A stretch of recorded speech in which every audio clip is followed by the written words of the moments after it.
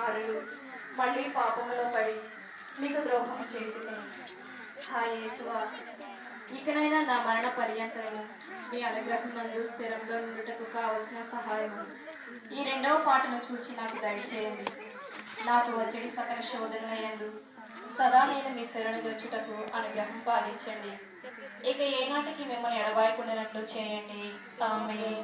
పరలోకమందున మా యొక్క తండ్రి, మీ నామం పూజింపబడును గాక, మీ రాజ్యం వచ్చును గాక, మీ చిత్తము పరలోకమందు నెరవేరినట్లు భూలోకమందు నెరవేరును గాక. నాటికి కావలసిన ఆయనము మాకు ఇవ్వండి. మా యొక్క అప్పటి వారిని క్షమించినట్లు మా అప్పులను మీరు మన్నించండి. మమ్ము శూన్యందు ప్రవేశింపగా కీడుల నుండి మమ్మల్ని రక్షించండి. దేవుని వర ప్రసాదముల చేత మరియమ్మ వందనము. వెళ్ళిన వారు మీతో ఉన్నారు, స్త్రీలందరిలో ఆశ్రయించబడిన వారు మీరే, మీ గర్భఫలం యేసు ఆశ్రయించబడిన వారు. పరిశుద్ధ మరియమ్మ సర్వేశ్వరి యొక్క మాత, పాపాత్ములైన మా కొరకు ఇప్పుడు మా మరణ సమయమందును ప్రార్థించండి. ఆమేన్. పితా పుత్ర పవిత్రాత్మకు మహిమ కలుగును గాక. ఆదిలో కలిగినట్లు ఇప్పుడును ఎప్పుడు సదాకాలం మీకే స్తోత్రం కలుగును గాక.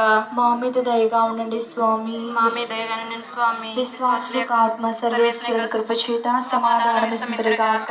ఆమేన్. అదిగదిగో